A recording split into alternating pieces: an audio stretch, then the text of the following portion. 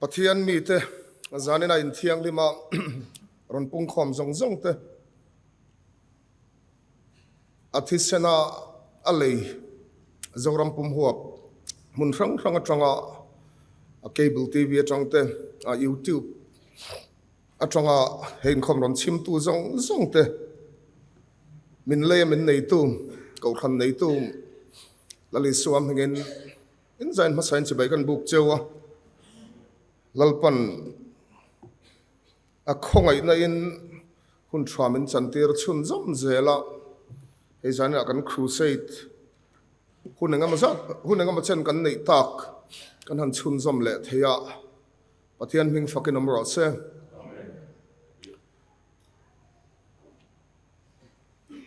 Salvation Army hi abik takin ko khan kanin pum khatna ecumenical movement chung chang an tholo em ya hey tun tuma hian ko khan rang atangin speakers turte min han lakchhuah ka PCI Presbyterian Church of India train Pathum Kaini Baptist Church of Mizoram train Pathum dang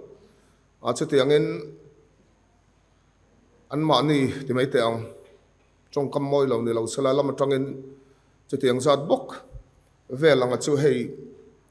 tun tum Zoram Pum Huap Crusade atan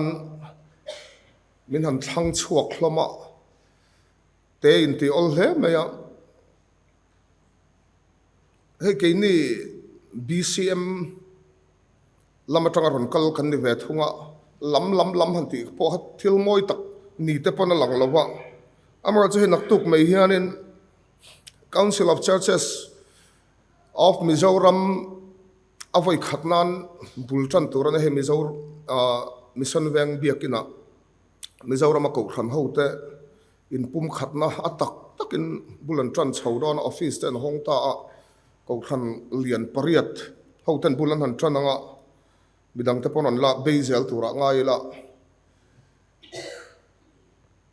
khotlang pol waimete mangin lalpan zofa te min ti pum khata ko khan manghian min sat phel hia ang em ka te thina he ecumenical gathering in titang ko khan pol soi lawa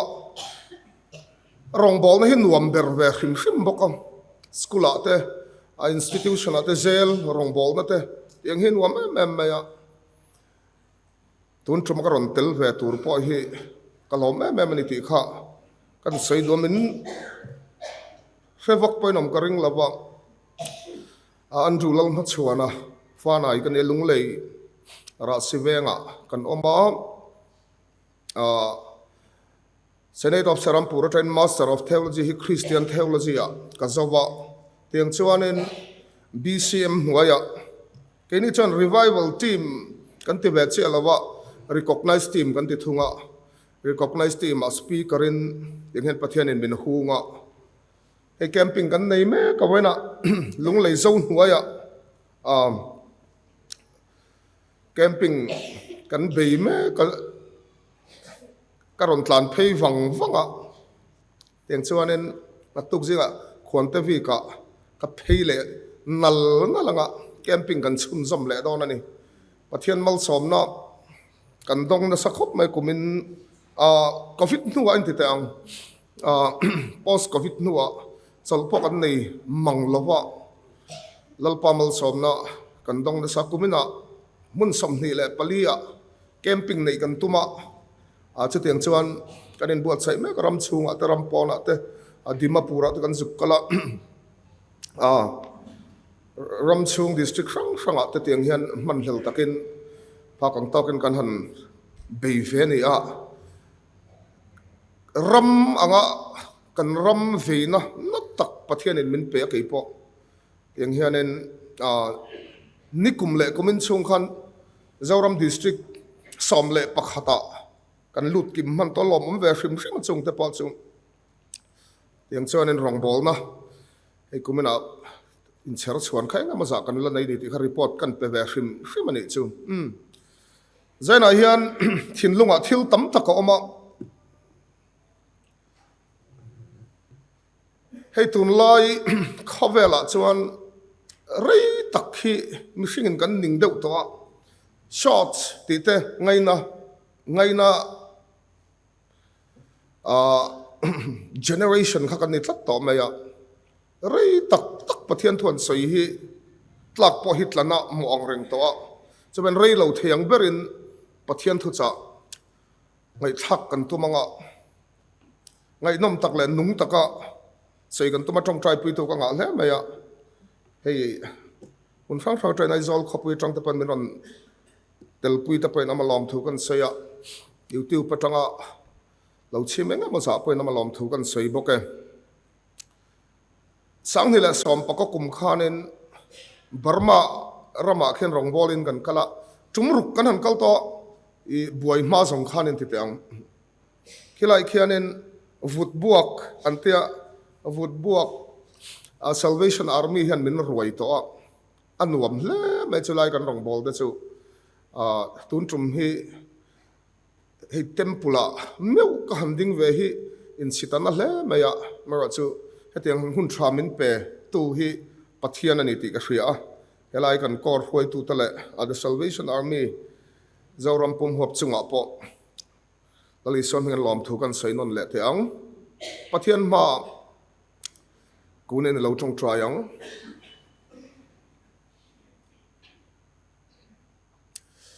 hallelujah hallelujah amen iming zanayan lali suam Christian mi tan hena thunai na min pe kangin iming lamin kan ban phak pathian lam kan lo hoye chi bai kan buk che choi moi na kan hlana che helai muna hian lali suam hinga chuan atharin ram lo thleng le ro se zoram pum tluan he crusade mangyan kang zelang che swala thilti thena te kan ralin om zel sela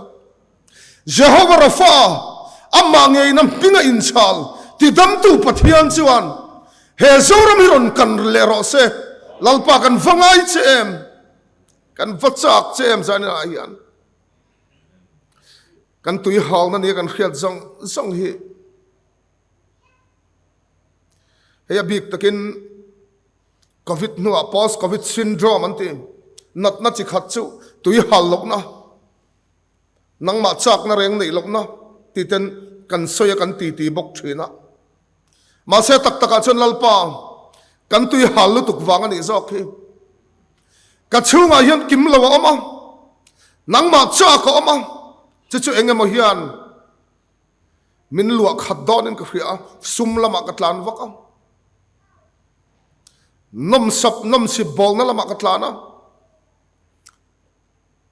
relationship ka tlana ka pha kang to kin chulama chon ke ka pena olal pa khovela tui khur choi turin ka tlana ma se tui ka in thelo thi na tur lo ne tin la siam tu chuan kan tui haluat wang hian lo male hun tanga hin kan tlan la sat le zaina hian tui nung loi Krista kan dam na Krista chu mitin thin longa lo in lar chuak moi leang che mitin hena thuron soila ro puin lo in puang chuak ang che I khongai na lali suam hingin kan nge ne amen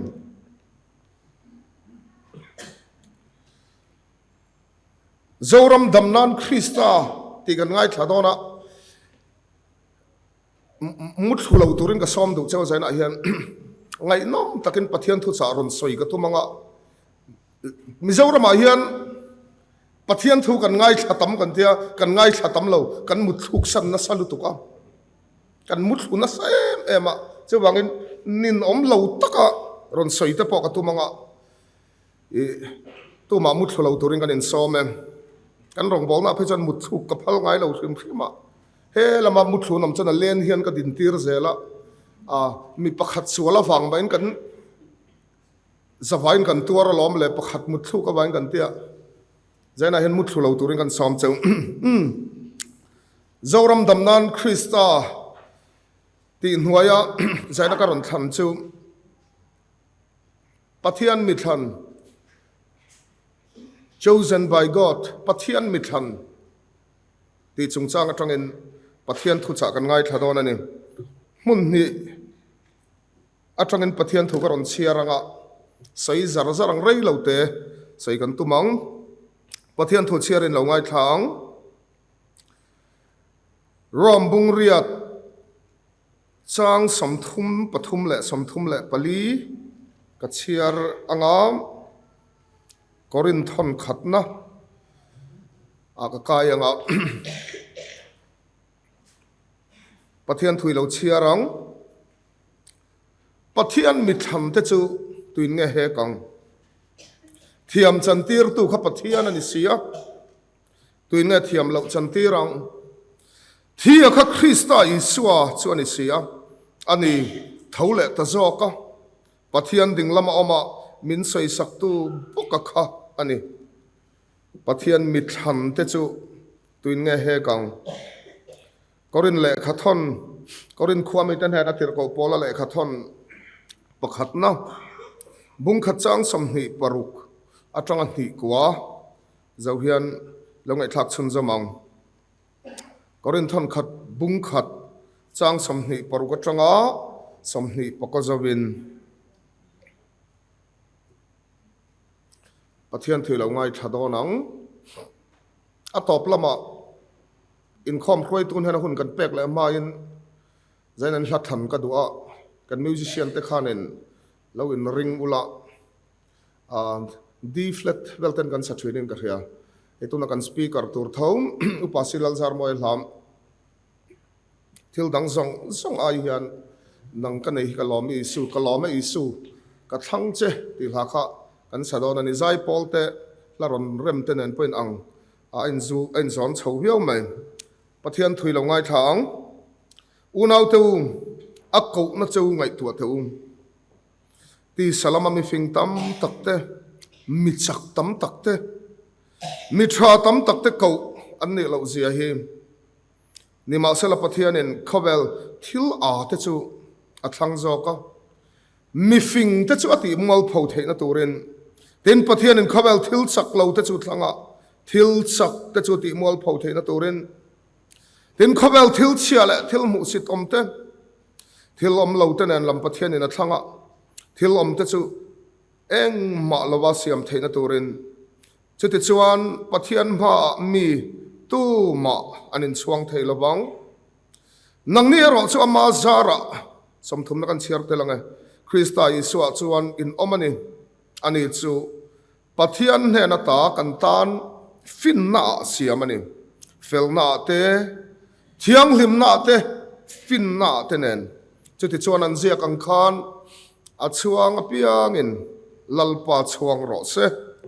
lalpan kan zatan mal som ro se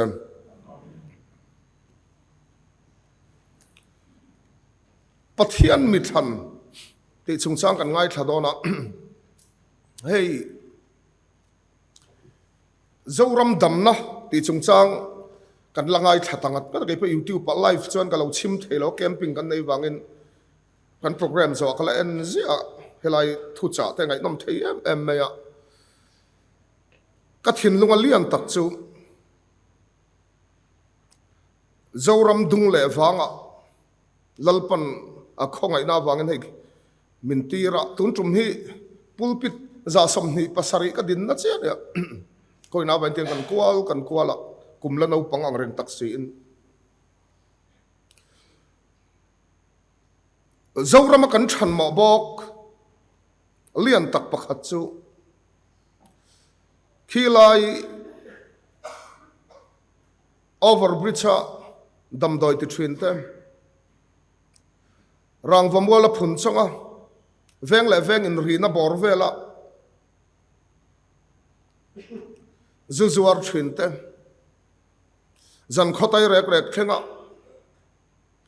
game ringot at chila gamer so kanza zuak kil khata in om tleite awang hen kan ram hi ti natin ala om tak tak ngai lo kan ram natna abul berte zinga mi chu aber hanti superlative an man topic en thlung do thina lalpa mi thante covid trong kam han hoila front line a front line ding te pathian tharawina a chen chil silo pathian bepop silo lalpa ne na inzom na tak nei silo kan ram dung le wang a hian kan tam lu tu kam he kan ram hi trong kam la tak chu nominalism ti ama a ming me ya christian han tiang chi hi ke chu kan ram hi nominal christianity ti kala phal lo hrim a chan chu ti tak kan la tam lu tu lalpa mi te hi ma thalai ti tak kan la tam lu tu ka lalpan allang tun din hi alanga lu tu kam chalkar khata fasting chong hei chong try thalai ro lalpan alanga lu tu ka ma se tu ti lai chan kan ram mutan thinlung tin na tak chu secularism secular christianity pathian ko khan ho tele antiang rong bol na hi engemo pol pakhat emo ang ngai na hian kan ramatuam na sa hle maya tu emo i zirna lama sang deu education qualification nei sang deu amhing bula dr da khang jong khan an thalo beti nan lawin an ni chuan k3p a say te poniang 3kp te poniang kan thang ringot zel khwai tuwa kan thang ringot am te na kan man chu kan ram te na kan man chu angai na khia ti te nan kan manga thil ti dan thiam efficiency te na lian taka kan manga amero chu Galatia bunga chang samhile panhile ni thuma tharau ra chuan angai na khia ti te afing fela zeiti te a ommia thung lawa korin thon khat bung som pania tharau thil pe ka a ommia lawa chumi te na mang chuan buklung kan khaya pathian tharawina akal tlang silo zule sa enga moti lawa wang gotin tu ma kan tung dinga front line a ding te hian kan ram hi min nuk rova kan ram dam lawani ti a zong chuan an lawang ma se chung mi te awang chuan heram hian nat thuk taka nukluin kan om mek tlak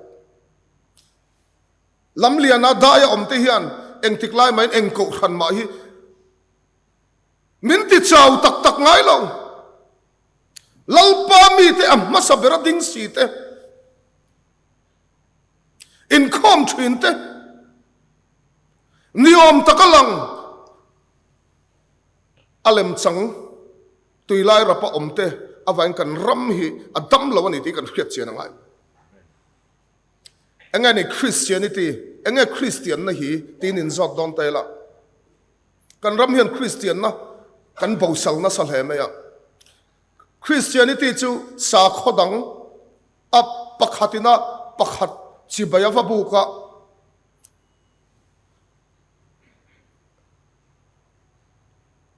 uluk taka ava worship na ringot hine ve mi alawang ziak tu pakhat chan ti hena ziak amoi ka te it's all about relationship ati in zom na thilani christianity chu in biak po na thil ani tlak chu la lisuan johana bunglia sukar huna zakopatui chun chua a samarin phei chian han aron sei che khan ya mei chia ka thu oi ro a huna thleng don ta tu na po thleng to me kanin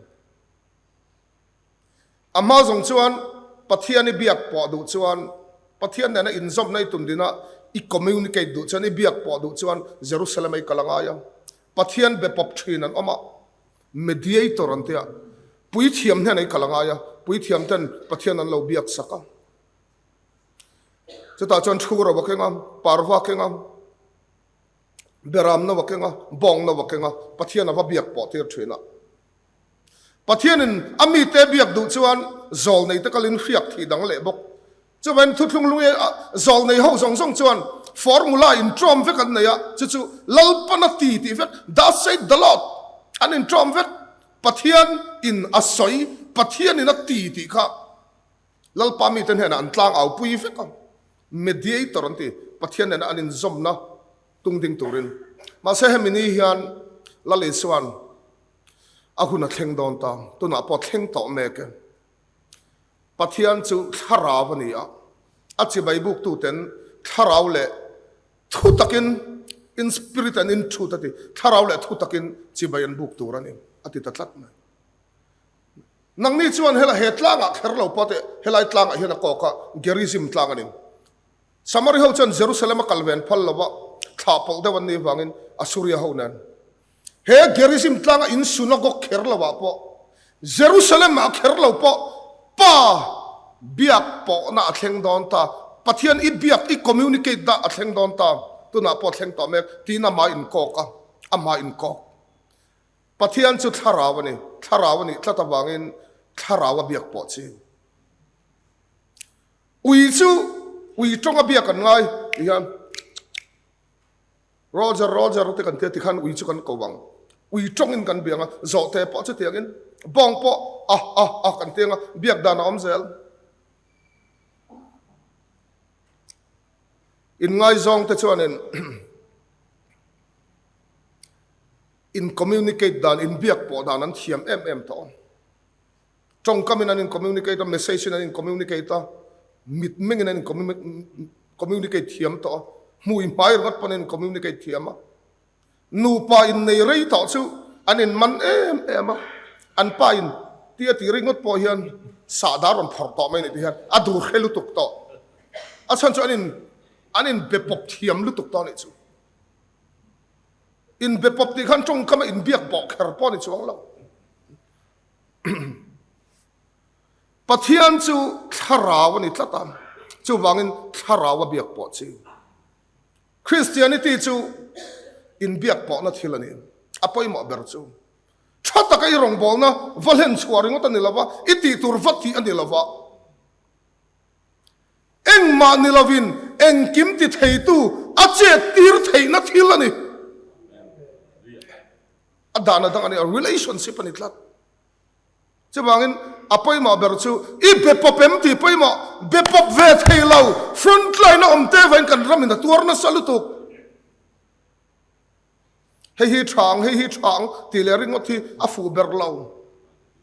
chu kan ram in tur ani lali suapian ma kum zaruk le pangana khanen lal ne bukat ne zaran Judai Ramaruna saltam takahruaya deportation antia an zawai hruaya nilawa keikani inti chin mo thil khuai khot theichin organized theichin ho kha a hruaya babulana chung ho zinga tang chuan achia hlo mitil re aspen azan hena thucha acha ta ni chu aspen azan lokal tele heng hebrai sal ho ten hena housing atang hian karong bol tu tur ka ina khosa a karong min bol sak tu tur thang chuak ro le atia judai hebrai sal ho zong anon kal khom ta Nebuchadnezzar hian te na anei sa ve ka criteria adu kha ain anon om ringot theilawa chuta ate na chu pariat akhaya buklung pakhatna laltha royal family men ni turani alani lo vek chuan panhi na mithafa asap tonga chuan noble family ma lal khon bol fata singa mi talan ni turani pathumna tlei rol dem na omlo aron te sap tonga chuan virgin namang kan khathiam lutu saifia vak pongai lo virgin an ngai Nebuchadnezzar ina helal pa rong bol turian adu duina bolngot thelo palina pakhatna panhina pathumna polo kaltlang vek tola palina hian zofa te chukan tlatlang puin karing mel thatak te ni handsome te ni tla lal tha sai lo po khalo ni mala pangana fin na tin renga rem khria tinia English a chen sap trong thiam kan tam to intellectual ti manga intellectual ti hi voina te na kan man ai kan mang na sa te me no adot le chuan khiat na lama beng var ti mang le asap trong na fia zo kenom karinga well informed tunlai na sinang karon sai cha zo faten kan ti lar tak angai na khia kan ti khama fing tak thilangai na khetlat chi adot le chon thil bul chut thiam thil man zung quick to understand ti manga thil man chak atop bera chon lal in a chetla thiam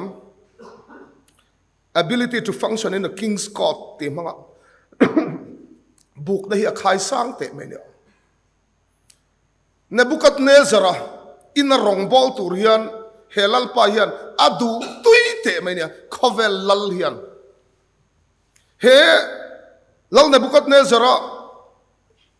te na chia abuk lungaron khai a criteria chia hi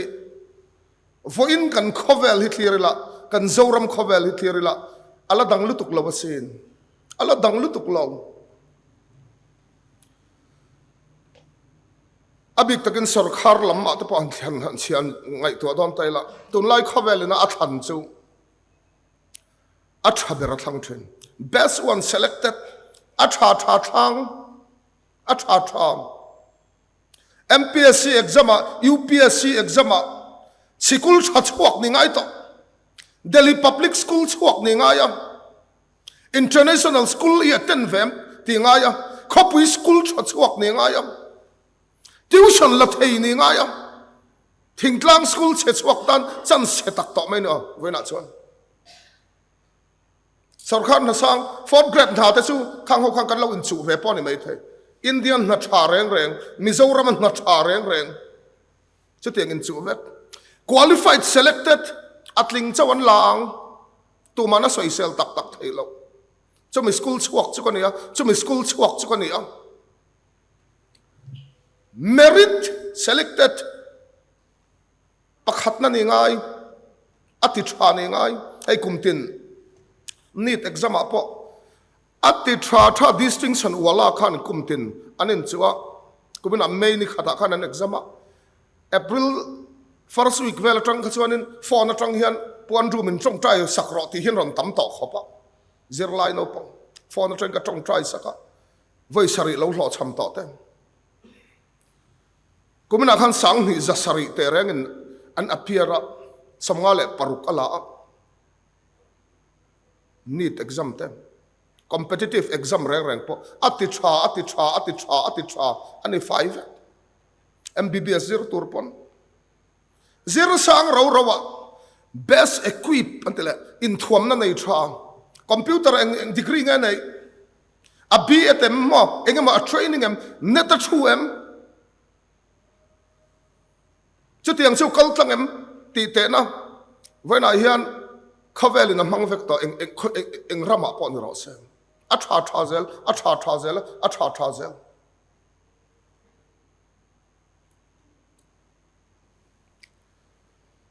SC ST scheduled caste scheduled tribal quota kanti ti topa han om deuh nu tang phei chuan merita mizozinga IAS kan tlem south via wania kan phave vak lo ne kan intellectuality hian mo kan fin na hian a phave lo ne kan sor chhuana che me ya India ram hian min thang lutuk lo ne lal rong bola tan hian lal me rong bola tan hian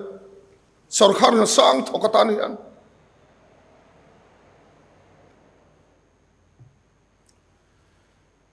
MLA ni tur chuan tunlai chuan ho sakangai ni kum November tha MLA in thana khanin pu edena mi khan nei tlem deuh kha abak chu Mizoram mi ho sa ho hi an ron zuang chuak ve kamati turin kan kho sa deuh tlat to ho sa nuai sang thum nei nuai sang li zali nei nuai sang nei ni deuh thup to ma mình chiết nó là này vắc lâu thì tên an cần mong lẽ ngà kholian vắc lâu VC member local council member ni tur po hian engam mundi ve ngai sin har ang ren takane ni no taka chuan atak taka chuan khovel hi chuan min thang vak lo mek cái ni ho hi an thla sang thokatan hian hey tun laya lar tak chu game khele la eng po ti la online shopping po ti la rei lo teron lang tuai tuai chu ads ani advertisement commercial endorsement antia second kwale kan lan hian Cristiano Ronaldo te nan hlon hem em ya advertisement culture antia multinational corporation anti khovel pum huapa sumdong lian ho reng reng Reebok po ni sa Nike po ni sila McDonald po ni sila Chevrolet po ni sa car company lar po ni sila voy na ansum don na khovel pum huap mo globalized world khani to khovel pumi pakhata ni mek to chuta ansum don na reng reng chuan mi tana tian chung en ni ve ka ngai an chung en milar ni ngai celeb ni ngai mithil ti thei ni ngai mithil ti thei chu khovelina mi a than dan ani ma na tang to ne bukat ne zara hu na tang to in ma vai na hian he buk na hi ala khai ngat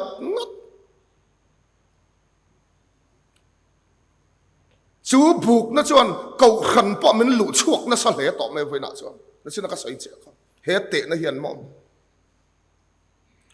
na kina lalpa than min than dan mi than dan ka sai dona sai rei to don lo ma sela secular wal kan ti pathian ko khan pathian in adin ko khan te van ko khan tharau lam ko khan ani nei kan bosal na sal tu ka khovelina te na buk lungi kor tam taka te nan kan mang tan to ko khan tam taka kan mang tan to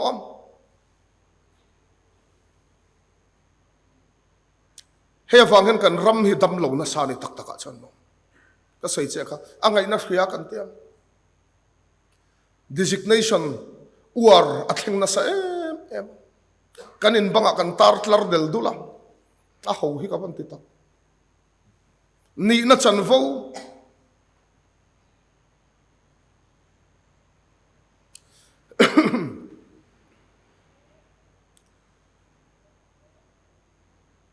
a front line omte kan tila thin te amma sabera ding te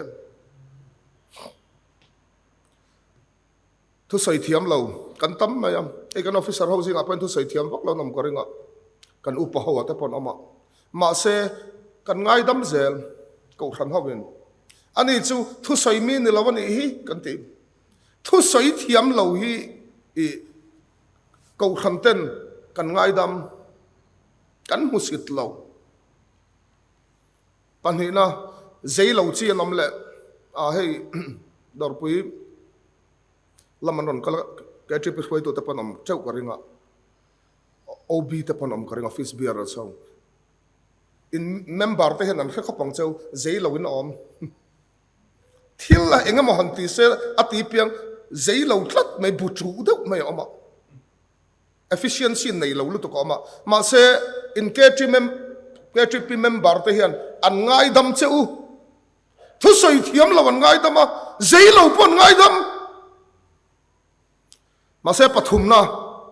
ti tur ti lo hi kan ram hian ngai dam lo tran to ne ti tur ti hi chu kong le lama chuanin sei lu tuk po ka tum lo ne zana upangur than tlo kan ran saya ti lo tur ti te kan te a front line om ti lo tur ti reng chu pathian a thiat mai khalam chu sei ka tum lu tuk lo lalpan khia ka thi tak vot mang te khia ka thi ami te ta na lalpan tun din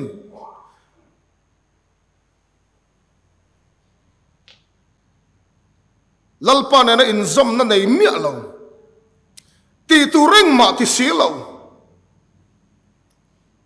engkim mani tanga thira engkim mani tanga te midang ko kwala ti sami frontline na ti sami te hi kan ramdam lo na ni hi chutiang he Nebuchadnezzar te na hian voina kan ram min nuai na lutuk irin ai na nuai nang che nepotism anti chung ko indu sakna ang rong kai te pon min nuai na salutuk hera mina amamo berchu tharau mi amamo lalpa bepap tu amamo lalpa bepap tu atlar ma ding amamo ati turkhia lalpa tan ke pen chuak amamo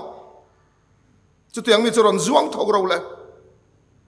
lalpana lang atung ding mek nen hun hunga yan malkhos anti heprai ho chan ruan hun hunga sur mek harnan hun hunga thleng mek zakaria chuan ruan hun huna hian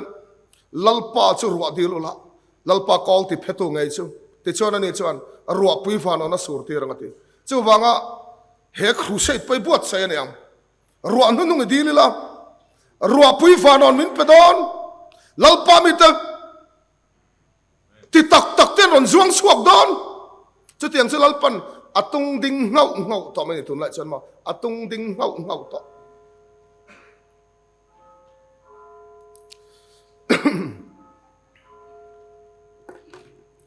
lalpa mi thante ti ka ron sei ve thunga toy te in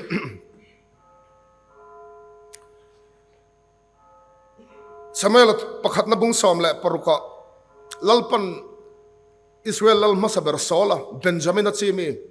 anol lau man Amalek laka ho laka ache dan lalpan adu tlat lawa bangin hriak thi nan tur zela ni amak zia chu hriak thi tur na chu na sa zela frontline ding ta tur na sa zel pathian thu thik thu chatlat zel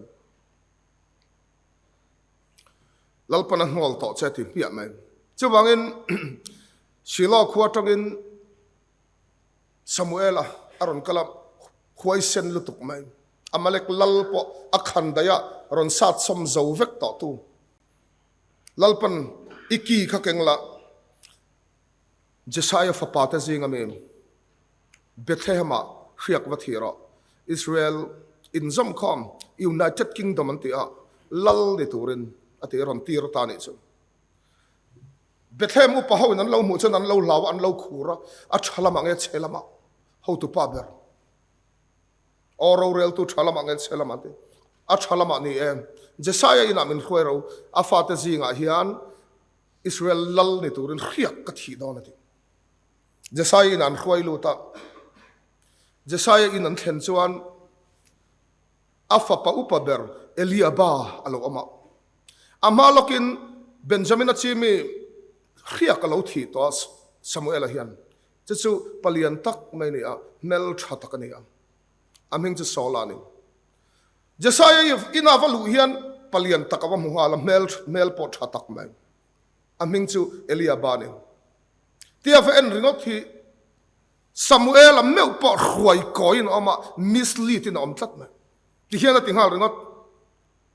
lalpa khiak thia chu hei nge hi ni tinghal ringota hei hi ni don chiang lu tukatia Samuel a meu po chuan he pa hi palian sia a mel thasia Israel lalpan hi tura lalpa khiak thi chu niang chati lai tak chen lalpa thun he na ron thleng hala Samuel an he na eti ron ti kha a mel lam emo asan lam emo ensu ti ron thleng hal number 1 Nebuchadnezzar te na chuan mel thatak hi aron overrule chi aron khu chi a mel chetan chan sa ong ain hong ha le a mel lam ensu lalpa mi than a mel lam ensu a physical structure apian po in angai lo ani hi chu ka du lawani adot tu mi hi moi talu tu ka ni chu lalpa chuan mi hring ti dan angin pon lam lan dan a en vesi lava hallelujah pon lamen dan a thir ve lava lalpa ro chon thinlung a en zokani chung ril a thira chung mi ta chu atung ding thwen anon in tlara abina da paron kala shimeyaron kala Nathanael aron kala, Radai aron kala, Ozem aron kala, Elihu aron kala. Pasari zetan ron kalto. An farnu te pan Zeruile Abigaili ti lau chen on kal vekto. Hetain kay ni chunila Jesai hi chunila. Adang pakhat polo masin kan lau timman moin kan ringa. Mase Jesai hian afate zinga hian achuan lau berni te panarin omo. Achan chu berama veng tlat. Juda society a an ngai san lu tuk lau. Da abudela ni ngeyang berama veng tlat. Samuel beidong hian hei zong hi mi heng mi pasari te hiam ni heng zong hi mi fa te ne yati. Jesai chuan nilave anau pang beraloma ngai te berama veng ati achuang lutuk lau anau pang beraloma ngai te berama veng. Samuel chan Jesai hen ava ko tir te khayati a phul muna tangin beram ven na muna tangin Davidan ron kota chu ngei chu lalpa khiak thi alo ni tam lalpa khiak thi anu zel a ming phei chu ngai nam lutuka lalpan kathin lung ang pumi ati lo ni ta hial renga athin lung ang pumi lalpan chungril a entrin azam pui a entrin athin lung ang pumi lalpa chuan amulok bek thin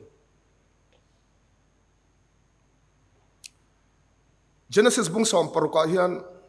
Hagarin pathian ming apea sur khopan na konga tui chun chua bula arai puar tan to sarai na ti du da ema vai na atlan chua ka pin na tang hian chuta chuan an hena pathian ron in larta bir la hai roi muna apuma apai no te chungchang zong hi ron soi lok veka ako chunga la ommo Ismael chungchang amalam hun zong te ram sabeng tunga ngala nianga a then om zong te nan dowanga ama pon mi zong adawang ti chungchang zong ron soi lok sak veka chuta hagari maktilu tukhianen chu pathian ama betu chu minga phuata nang hi el roi chumi am zia chu pathian min muchuak vektu min khachiang vektu chungril lam zong po khre fai vektu pathian ni ti in pathian ming avua ta ni chu angai nom e ma helai Zoram mi na kan mutan kan dam lo na chu lem chan nu na ni a tuilai rap nu na ni a hemi mangyan melpan ramala na sa em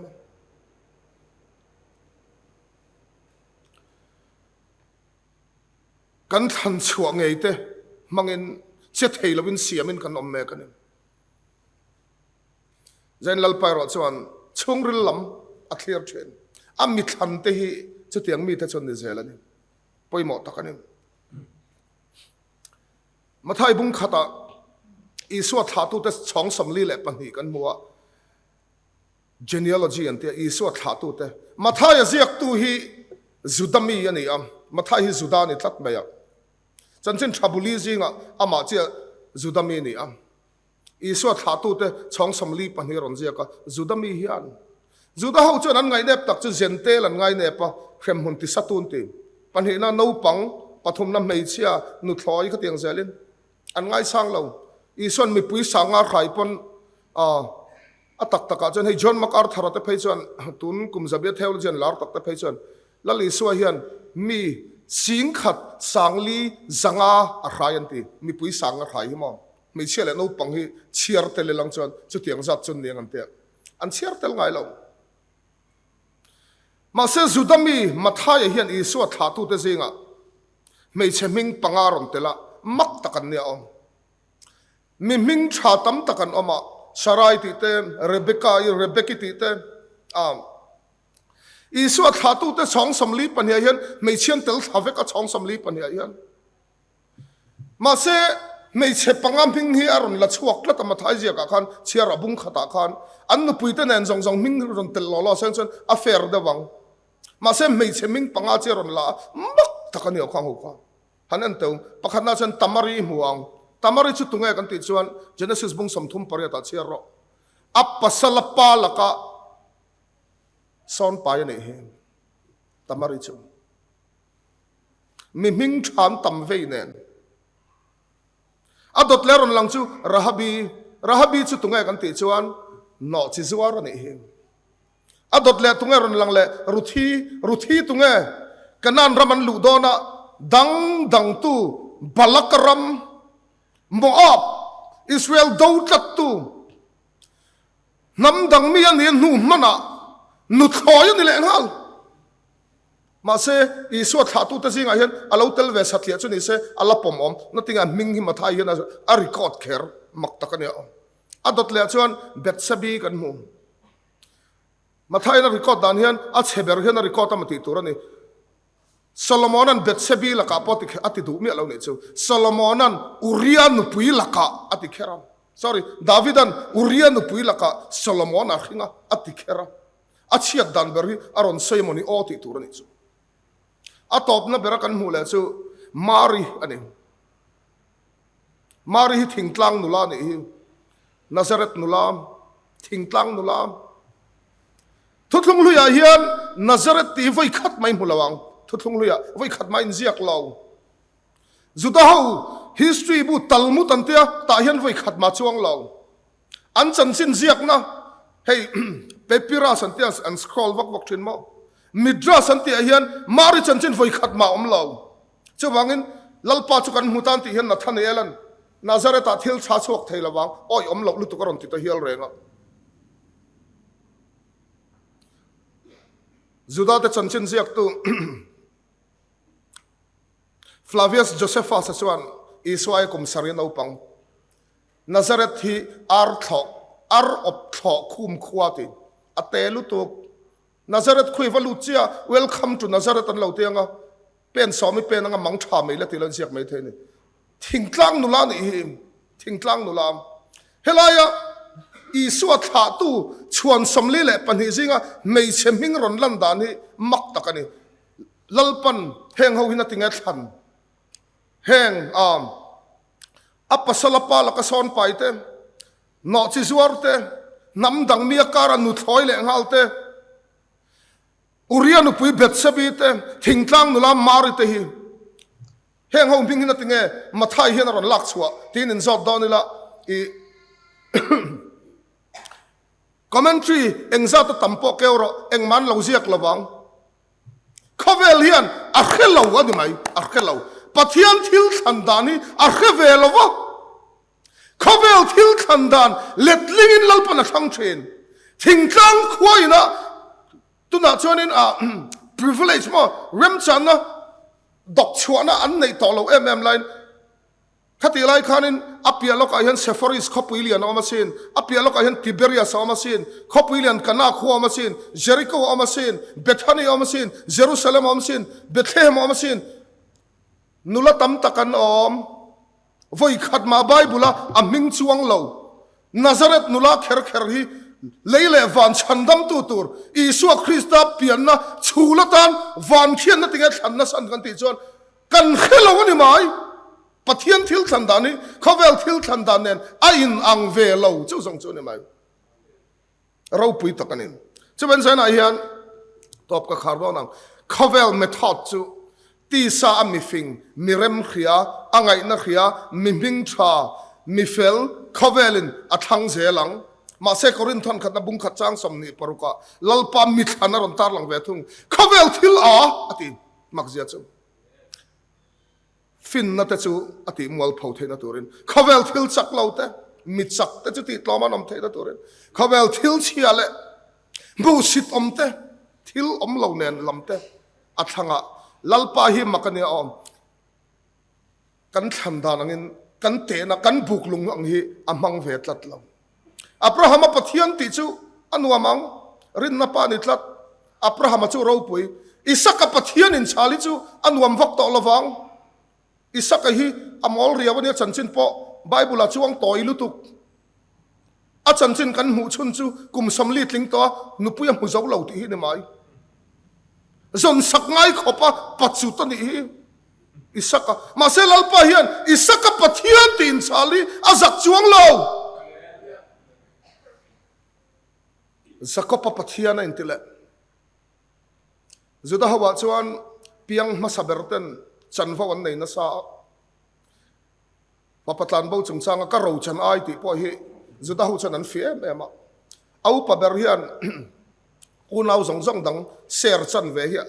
an chang khim khima upa zok ni hi lulu tukam upa ber ni mo au esawa ril tram lai tak chuin athisen zompui ril tram lai tak chuin fau ni na hi abum chu kan tilawanga aril tram lai tak chuin a thleng chuak duwa chu tiang khapa mi pam ham mani hepa hi apa khom hu to lo isaka bum du khopa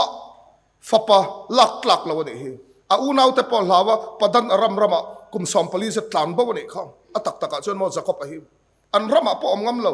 a family jing a hina om ngam lo aten om aming reng po bum tu ani maselal pa hian zakop pathian nin chala zak chuang lo ke ni ho chu chumi fa chu kani nu ho te phei chu ren a fel hi oi ka fa pan tiam a swal de chu pan te na hian I fa pa hian tile de thunga a tha hian hawa nu ho phei chu ma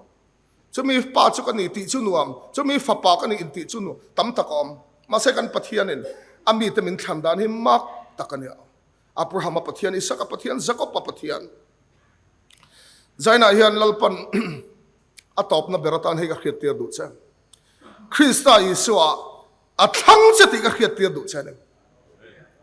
khovel te nang in te ve si lawa khovel chu na thang lo mai thei cha sarkar ro pui chu na thang lo mai thei cha company lian chu na thang lo mai thei cha ma se zaina hian van nei tu hian van ram citizenship van passport van visa Krista Isua ape chati ka khiatia non le che lalpa mithan damna intana ni indi na in khachiang ro I identity lalpa na thang che khovel chu na thang lo mai thei che thiang lim fam ki ma fel fam ki ma Krista Isua pom che athisen fartop thak thlengin voi khat ma phatsan lo chiam athisen ngai nun na buwa horopuin I minazia athang che chu wangalo mi sai bung samli pathuma lausu katlan to cheu hi in mingin ka ko cheunga katai ni sin tuite in dai kai hun chuan ke in thena ko manga lui te in dai kai huna po chim pil lawang cheu me in kal tang huna po in kang lawanga me alina ti hal hek lawang cheu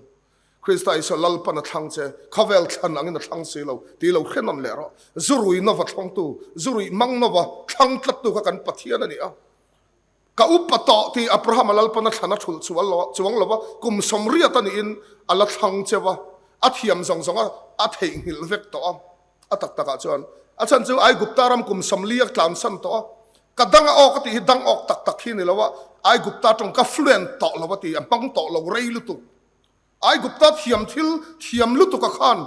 a confident ho vek to andua lalpana thang tho a du chang chia a cham chin soi tur nei to la vai lalpan a du lu tu ami ta khwai chuak turin na china kan soyangin nupuim hu zo lo isaka po thang tho bum tu zakop po thang doi zep Gideona